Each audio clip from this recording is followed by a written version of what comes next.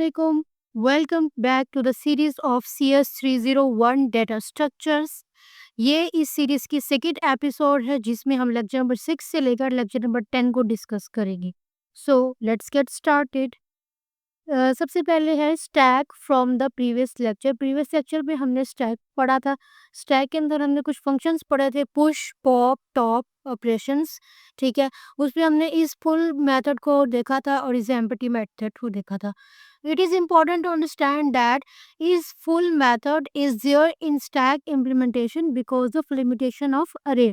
इस full method जो है वो स्टैक में तब होगा कि जब लिमिटेशन ऑफ अरे जो है वो कंप्लीट हो चुकी है.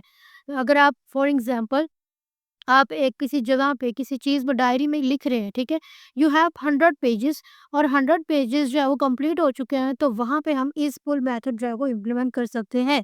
But is empty method is part of the stack characteristics और फंक्शनैलिटी. इज एम्प्टी मेथड जो है वो स्टैक का कैरेक्टरिस्टिक है, उसकी खसूसियत है. यानी कि इज एम्प्टी मीन्स कि यहाँ पे अभी जगह खाली है. We used linked list while allocating nodes dynamically order to avoid the fixed sized limitation of array. वो कह रहे हैं कि हम लिंक लिस्ट यूज करते हैं ताकि हम डायनेमिकली ऑर्डर से बच सके, फिक्स साइज से जो है लिमिटेशन ऑफ अरे से अवॉइड कर सके. Now in this case again to overcome the limitation of array we are going to make use of linked list in place of array to implement the stack data structure. वो कह रहे हैं कि हम link list में क्या use कर रहे हैं, in the place of array use कर to implement the stack data structure को इम्प्लीमेंट करने के लिए हम इसको लिंक लिस्ट को यूज करें. Stack using link list. We can avoid the size limitation of a stack implemented with an array. हम इसके जरिए स्टैक यूज करके लिंक लिस्ट के अंदर हम स्टैक के अंदर हम लिंक लिस्ट यूज करके हम उसके साइज को क्या कर सकते हैं, उसकी लिमिटेशन को अवॉइड कर सकते हैं. As needed in the case of array, we have to decide where to insert elements in the list and where to delete them so that push and pop will run at the fastest. वो कह रहे हैं कि हमें अरे में ये जानने की ज़रूरत है, हमें ये फैसला करने की ज़रूरत है कि हमने एलिमेंट्स को कहाँ पे इंसर्ट करना है और कहाँ पे हमने एलिमेंट्स को डिलीट करना है. For insert we use push and for delete we use pop. will run at the faster. Primarily, there are two operations of a stack. Stack के two operations हैं which are push and pop. A stack carries LIFO behavior. ये आप as MCQs इसको कर लें highlight. MCQs के तौर पे आ सकता है कि स्टैक के कितने ऑपरेशन है, उनके क्या नाम है और इसके अलावा स्टैक में कौन सा बिहेवियर यूज होता है, and that is LIFO. LIFO के एब्रीविएशन में पूछी जा सकती है. लास्ट इन फर्स्ट आउट, जो सबसे लास्ट पे इन होता है वो सबसे पहले निकाला जाता है. With an array to achieve LIFO behavior, we used push and pop elements at the end of the array instead of pushing and popping. वो कह रहे कि हम pushing और popping के अलावा at the beginning of array contains overhead of shifting elements, right to push elements to start and shifting elements. वही कह रहे हैं कि हम पुश और पॉप के मेथड के ज़रिए हम एलिमेंट्स को इंसर्ट कर सकते हैं, हम एलिमेंट्स को डिलीट कर सकते हैं, उनकी अरेंजमेंट कर सकते हैं. Now, if we use linked list to implement the stack, अगर हम stack के अंदर linked list implement करें, where we will push the element inside the list and from the where we will pop the element. फिर हमें कैसे पता चलेगा कि हमने एलिमेंट को पुश कहाँ से करना है और पॉप कहाँ से करना है. तो देर आर फ्यू फैक्ट्स, कुछ फैक्ट्स हैं, इनका आप लाजमी हाईलाइट करें. For a single link list में हमने क्या करना है, इंसर्ट एट स्टार्ट, हमने स्टार्ट से इंसर्ट करना है, और end takes constant time, end से स्टार्ट करना है या एंड से तो constant time using the head and current pointers respectively. Head का मतलब कि हम यहाँ पे करें, ये हमारा स्टार्टिंग पॉइंट है, ठीक हो गया. करंट का मतलब कि हम इस टाइम इस एलिमेंट पर है. As far as insertion is concerned, जैसा कि इंसर्शन हमने करनी है, it is workable and equally efficient at the start and end. यानी कि हम स्टार्ट और एंड पे जहाँ पे भी हमने इंसर्शन करनी है, कुछ एलिमेंट उसको देना है, हम करंट या हेड पोजीशन के जरिए दे सकते हैं. या हम बात करें सिंगली लिंक्ड लिस्ट में, जिसमें एक एलिमेंट सिर्फ दूसरे से कनेक्ट होता है, दूसरा पहले से कनेक्ट नहीं होता। Removing an element at the start is constant time. एक एलिमेंट को स्टार्ट से रिमूव करना, that is constant, but removal at the end requires traversing that list to the node one before the. वो कह रहे हैं कि स्टार्ट से तो हम उसको रिमूव कर सकते हैं easily, but from the last we have for, so removing from the start is better approach rather than from the end. Start से हम रिमूव करें वो हमारे लिए एक बेटर अप्रोच है, अगर हम एंड से रिमूव करें that isn't a good thing.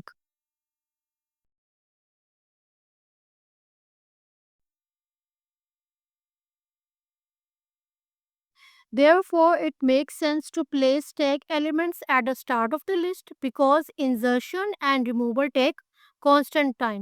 यानी कि अगर आप इंसर्ट करें तो भी टाइम लगेगा और अगर आप रिमूव करें तो भी टाइम लगेगा। As we don't need to move back, हमें मूव बैक नहीं करना back and forth within the list, therefore it is no requirement of doubly और circular link list.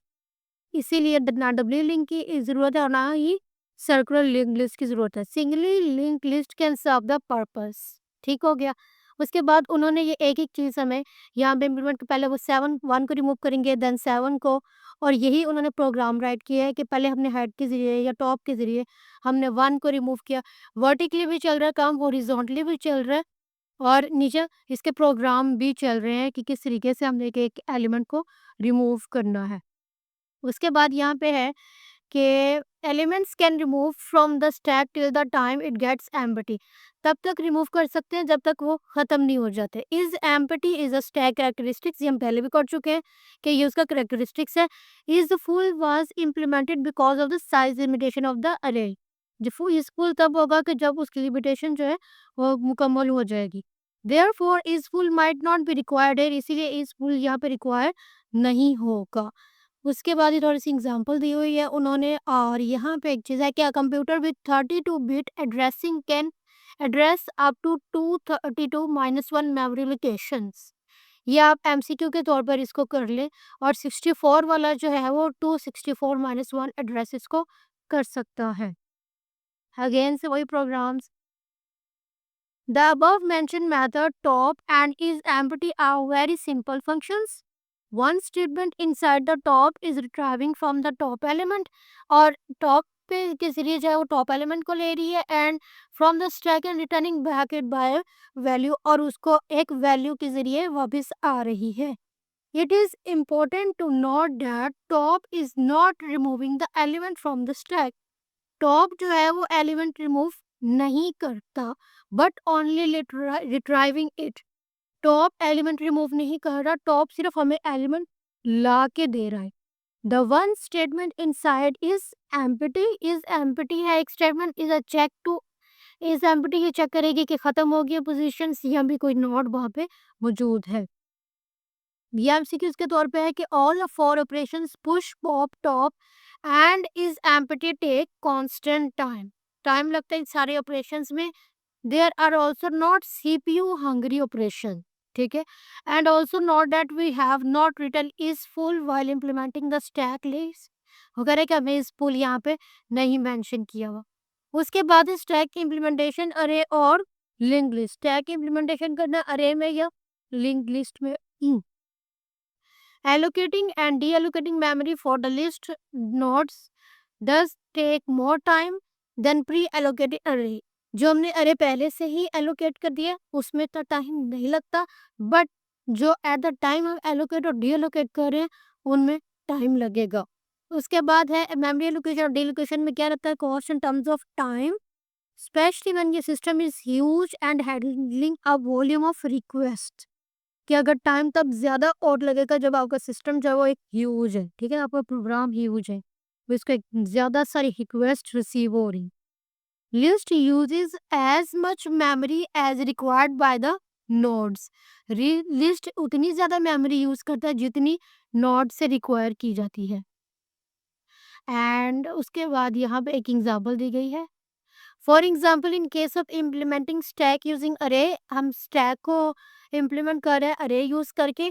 You allocated array for 1000 elements, हमने 1000 elements के लिए array allocate की, but the stack on average are using 50 locations. हमने 1000 के लिए की, लेकिन स्टैक कितने पे आ रही है? 50 लोकेशन पे। So the average 950 will remain vacant. तो 950 हमारे खाली रहेंगे। Therefore in order to resolve this problem linked list is handy. Linked list यहाँ पे यूज की जाएगी। Next is list pointers head और नेक्स्ट रिक्वायर्स एक्स्ट्रा मेमोरी। जब हम लिस्ट पॉइंटर यूज करते हैं हेड और नेक्स्ट, उसमें हमें एक्स्ट्रा मेमोरी लगती है। and array has an upper limit whereas list is limited by dynamic memory allocation। ये जो पॉइंट्स हैं आपने इनको अपने माइंड में अच्छे से रखना है। ये आपको एज अ शॉर्ट क्वेश्चन आ सकते हैं या इनमें से कोई छोटी सी बात जो है वो आपसे एमसीक्यूज के तौर पर पूछी जा सकती है। कोई कुछ कह नहीं सकते, हो सकता है कि ये एज अ लॉन्ग भी आ जाए कि आप स्टैक इम्प्लीमेंटेशन को लिखें अरे के साथ। उसके बाद है uses of stack. So stack के यूजेस कहाँ हो रहे हैं? Example of uses of stack including traversing and evaluating prefix, infix and postfix expression। एक एक्सप्रेशन है a प्लस b, हम और इसमें अप्लाई करते हैं ऑपरेटर ये वाला two operand a and b। Operand a and b है, ऑपरेटर इसमें प्लस है। ये आपसे एज ए एमसीक्यूज पूछा जा सकता है कि इसमें ऑपरेटर क्या है और ऑपरेंड क्या है। We have been writing this kind of expression right from our primary classes. There are few important things to consider that. Firstly, plus operator requires two operators, or in other words, plus is a binary operator. Plus जो है कोई binary operator है और binary operator जो है जाहिर है उसके नाम से पता चल रहा है बाइनरी जो है वो रिक्वायर करेगा। बाइनरी मीन्स कि वो दो जो है वो ऑपरेटर्स ला है, दो ऑपरेटर्स भी और दो ऑपरेंड्स भी, जिस तरह ये ए और बी है।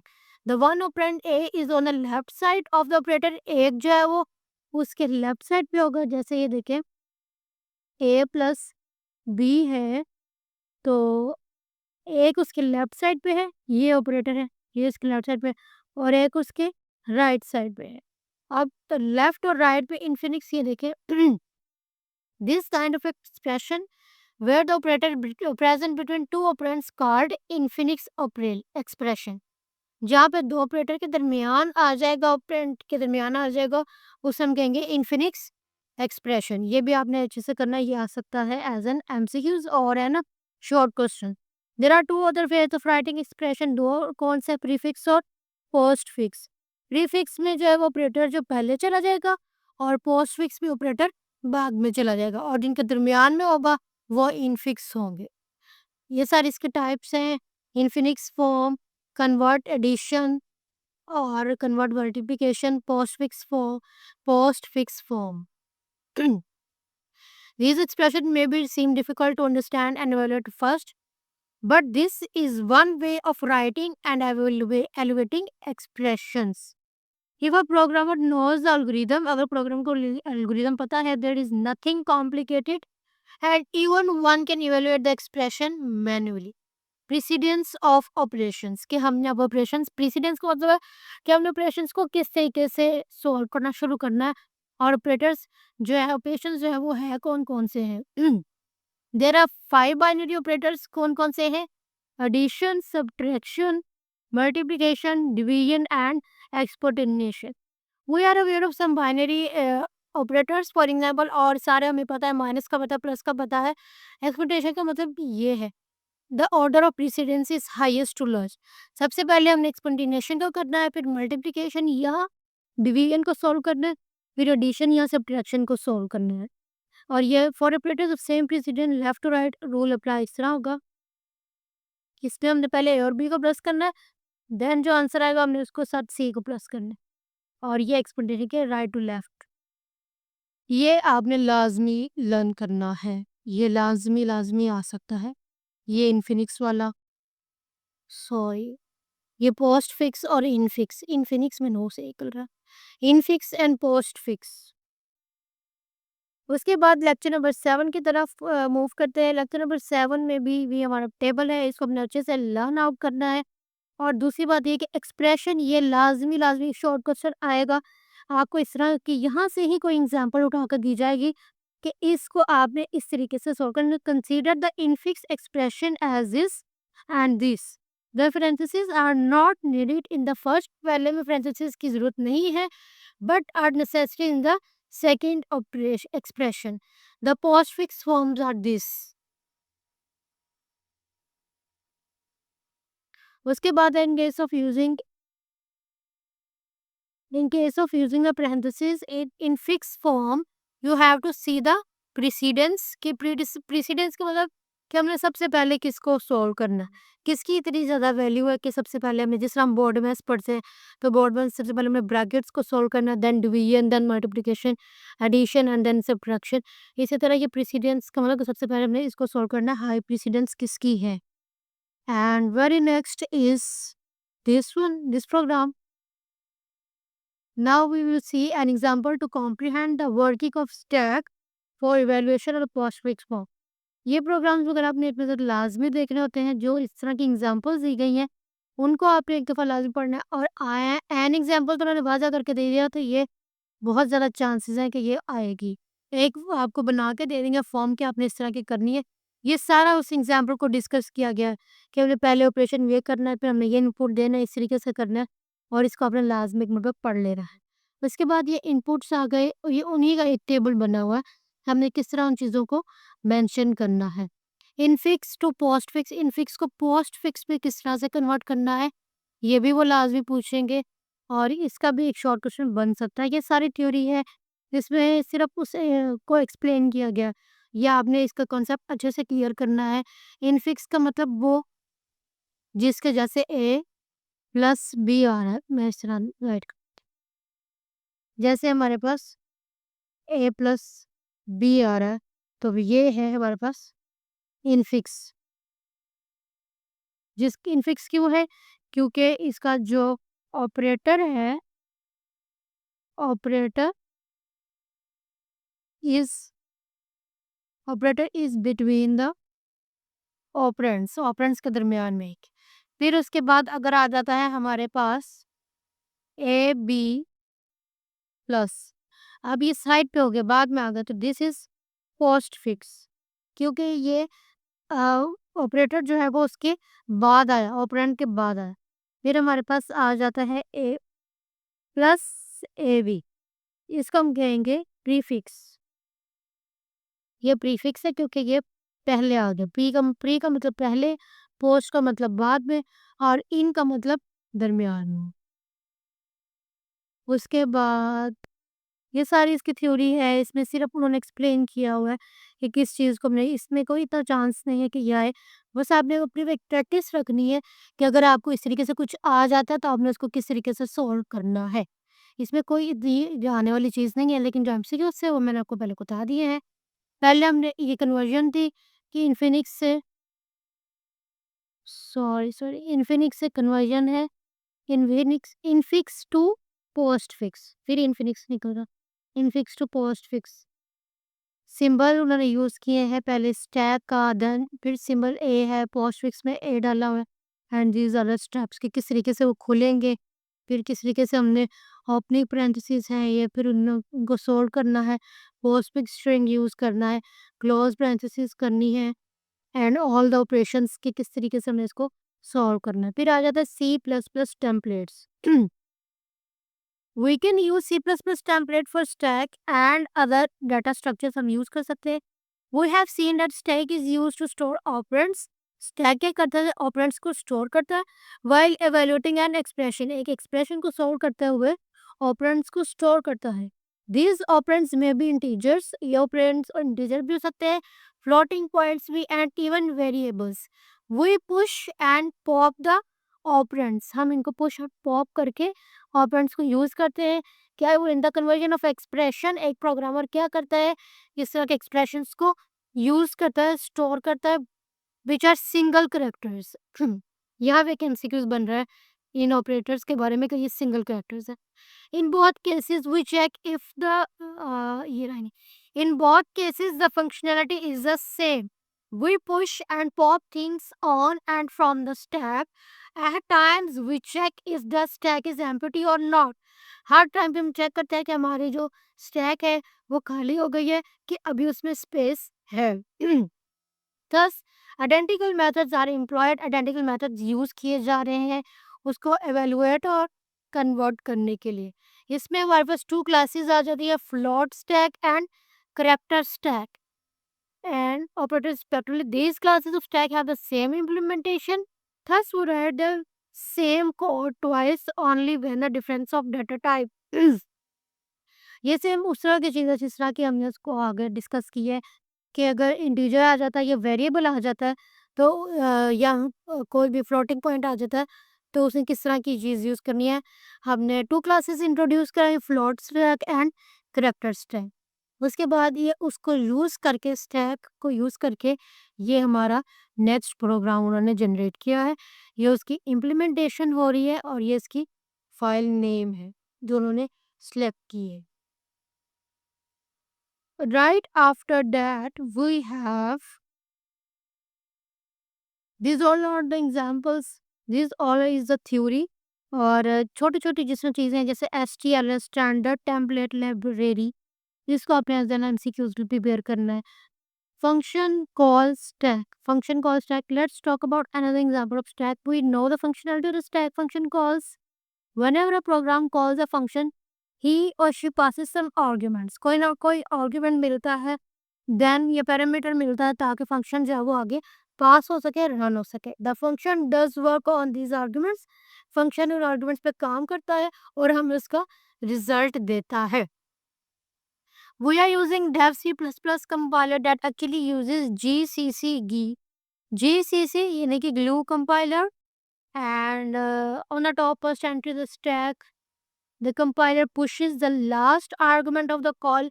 सबसे पहले वो लास्ट को करता है और फिर लास्ट आर्ग्यूमेंट को करता है पुश, लाइक दिस।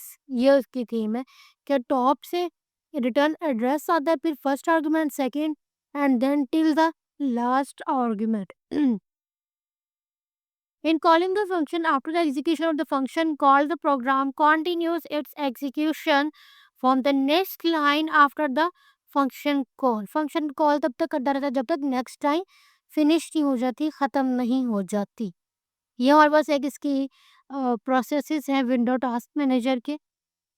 इसकी इन्होंने यहाँ पे एग्जांपल दी हुई है कि पहला प्रोसेस, फिर दूसरा, तीसरा, और वही हमारे यहाँ पे मेंशन हो जाते हैं कि ये प्रोसेस जो चल रहा है, इसकी इतनी स्पीड चल रही है, इतना टाइम इसका इनपुट हो रहा है, इतना आउटपुट हो रहा है इसका, और any downloading and uploading speeds also shows there. Move to the next lecture, lecture number 9, memory organisation.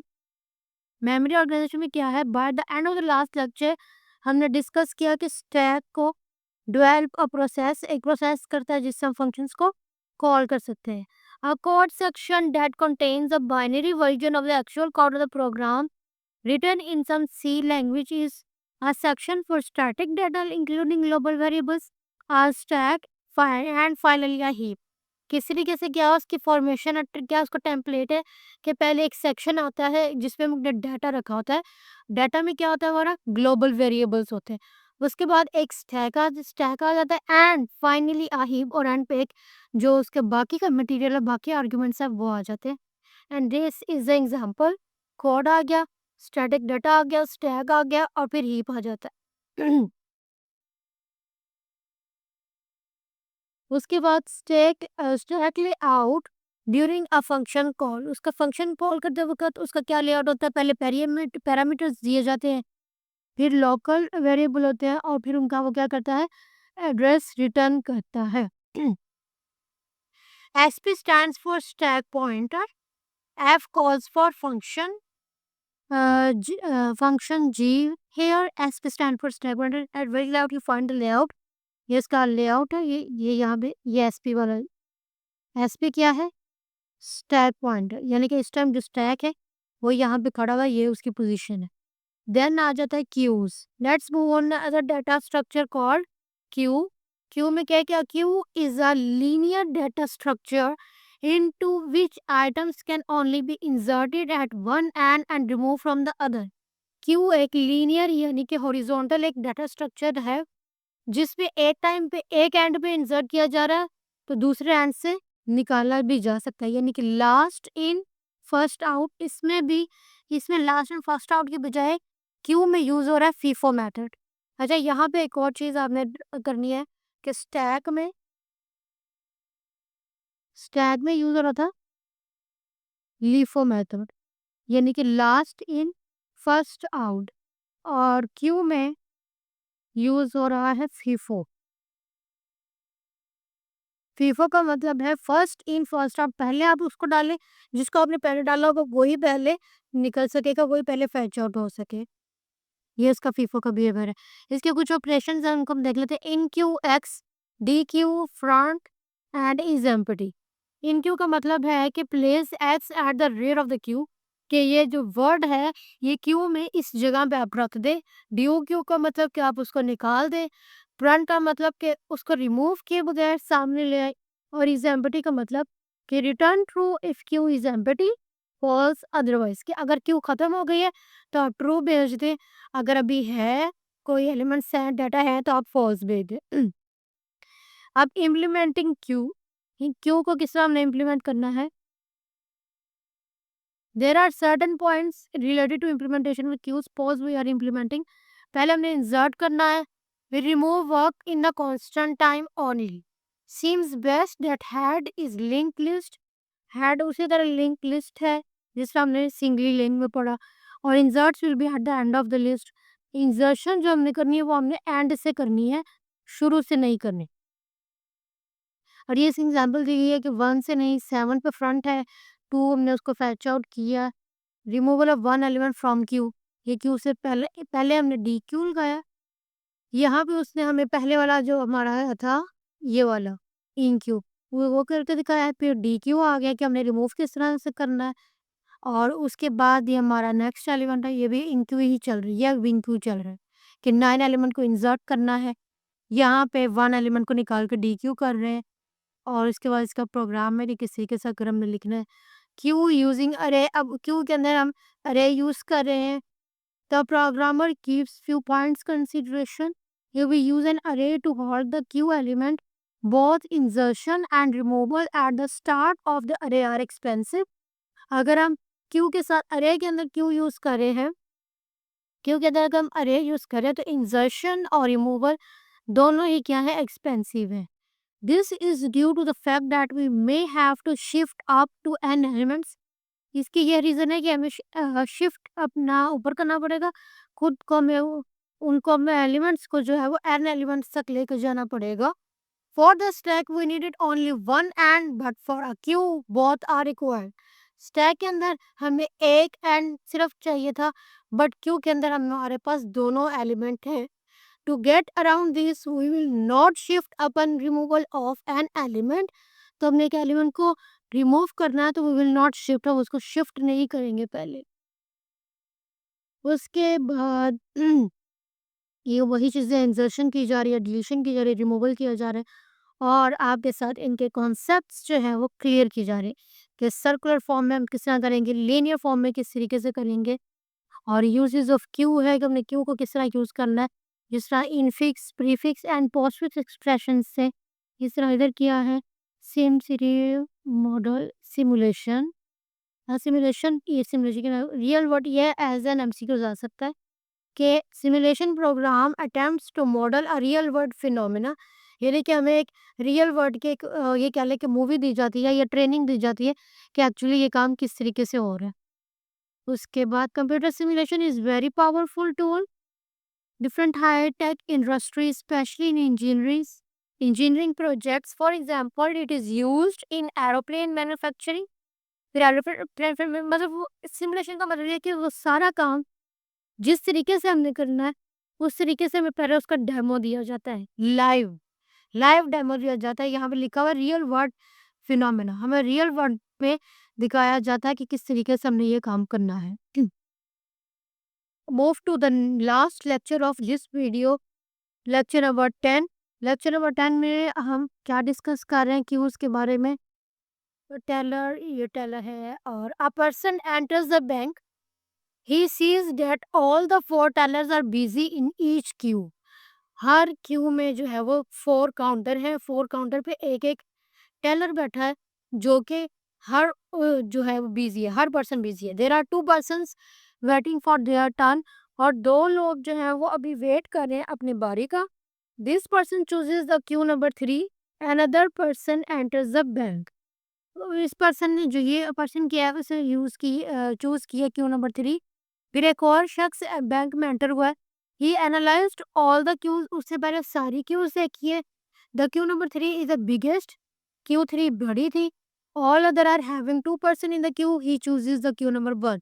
बाकी सारी क्यूज़ में 2-2 पर्सन थे तो उसने क्यू नंबर 1 को चूज़ कर लिया। यहाँ पे ये देखें, ये 4 टेलर बने हैं और ये टेलर के आगे एक एक्टर बैठा है, ठीक है? जो ये टेलर है, ये उसकी पिक्चर बनाई गई। हर क्यू में 2-2 लोग हैं, ठीक हो गया? अब वो वाला जो जिस पर्सन की बात हो रही है वो थर्ड क्यू उसने सिलेक्ट कर ली, क्योंकि अभी सारे क्यूज़ जो हैं वो इक्वल है, सब में 2-2 लोग हैं, वेटिंग पे लगे हैं। उसने थर्ड वाली में कर लिया, अपने आप को एंटर कर लिया। अब उसके बाद जो एक और शख्स आया उसके इधर खड़े होने के बाद, उसने देखा कि ये क्यू 3 जो है वो बड़ी है, वो उसने सिलेक्ट कर ली queue number 1। Now we have 3 position waiting in queue number 1 and 3 2 अब 1 और 3 में 3-3 पर्सन है और 2 और 4 में 2-2 पर्सन है। तो the person in number 1 completes his transaction and leaves the bank. पहले वाले पर्सन ने क्या किया, अपनी ट्रांज़ैक्शन की और बैंक से चला गया। Similarly the person at Q number 3, 3 वाले ने भी इसी तरह किया, अपनी ट्रांज़ैक्शन की और वो भी बैंक से चला गया। The person in front of queue number 3 goes to the teller. अब जो क्यू नंबर 3 में जो पर्सन था वो टेलर के पास गया। Another person enters the bank and goes to the queue number 1। फिर वही हुआ कि एक और आया, उसने देखा कि ये लाइन लंबी है तो मैं इस लाइन में चला जाता हूँ। तो ये इसका मतलब ये है कि if the queues are shorter, अगर क्यूज़ शॉर्टर है तो people have to wait for less time, तो लोगों को कम वक़्त के लिए इंतज़ार करना पड़ेगा। लेकिन अगर लॉन्गर है तो people have to wait for more time, फिर उनको ज़्यादा वक़्त के लिए इंतज़ार करना पड़ेगा। तो सिमुलेशन मॉडल में क्या है कि 2 कॉमन मॉडल हैं, time based simulation and event based simulation. Time based simulation में क्या होता है कि we maintain a time clock और टाइमलाइन और अ क्लॉक, कि क्लॉक पे ये टाइम होगा फिर हमने ये चीज़ करनी है। 5 मिनट ये देखिए उसकी एग्ज़ाम्पल दी गई है कि 5 मिनट तक हमने ये काम करना है। या अगर हम कोई अ, लिमिट लगा देते हैं कि हमारा ये काम जो है वो इतने बजे स्टार्ट हो जाना है, तो वो चीज़ जो है वो टाइम क्लॉक से। और इवेंट, जब ये टाइम होगा या जब ये इवेंट अकर होगा तभी वो काम होगा। उसके बाद हमारे पास आ जाती है प्रायोरिटी क्यू। क्यू में फीफो यूज़ किया जाता है कि जो पहले आया वही पहले जाएगा। तो डेली लाइफ में वो कहते हैं कि हम बहुत सारे ऐसे एग्ज़ाम्पल्स देखते हैं जिसमें हम कहीं भी ट्रैफ़िक में हम रुक जाएँ या हम किसी भी मतलब जगह पे जाएँ, तो एक चीज़ जो है जो पहले शख्स आया है वो अपना काम करता है, वो चला जाता है, नेक्स्ट आता है। This is example of FIFO, first in first out. अगर यहाँ पे उन्होंने एक एग्ज़ाम्पल दी हुई है कि अगर ट्रैफ़िक में भी आ जाए, अगर एम्बुलेंस आ जाती है तो उसको प्रायोरिटी दी जाती है कि अगर जो पहले अभी आया होता है ना, तो वो भी साइड पे हो जाता है कि एम्बुलेंस को प्रायोरिटी दी जाती है कि एक इमरजेंसी है। इस तरह फीफो में भी कोई ना कोई प्रायोरिटी होगी, सेट करेंगे हम कि पहले 2 कस्टमर आ गए, तीसरे कस्टमर की जो कंडीशन है वो क्रिटिकल है, ही कांट वेट, या वो वेट नहीं कर सकता, या may be there will be any emergency, तो वहाँ पे जो चीज़ अप्लाई होगी वो होगी प्रायोरिटी क्यू। यानी कि जिस तरीके से ट्रैफिक से हम एक एम्बुलेंस को रास्ता देते हैं, जल्दी से वो चली जाती है, उसी तरीके से ही यहाँ पे हम एक प्रायोरिटी क्यू होती है कि इसको इमरजेंसी की बेस या किसी भी कंडीशन के बेस एक एलिमेंट को कह देते हैं कि ये प्रायोरिटी क्यू पे आया है। तो यहाँ तक थे हमारे लेक्चर 6 से लेक्चर नंबर 10। इन लेक्चर्स में हमने क्यू को डिस्कस किया, स्टैक को डिस्कस किया, यूजिंग लिंक्ड लिस्ट, यूजिंग अरे, और सारी बातों को बहुत डेप्थ में जाकर मैंने समझाने की कोशिश की है। ज़्यादा थ्योरी या ज़्यादा प्रोग्रामिंग की तरफ मैं नहीं गई ताकि वीडियो ज़्यादा लंबी ना हो जाए। अगर आप लोगों को कोई चीज़ समझ नहीं आती तो आप वीडियो के नीचे कमेंट करें। Thanks for watching my video. अल्लाह हाफिज़।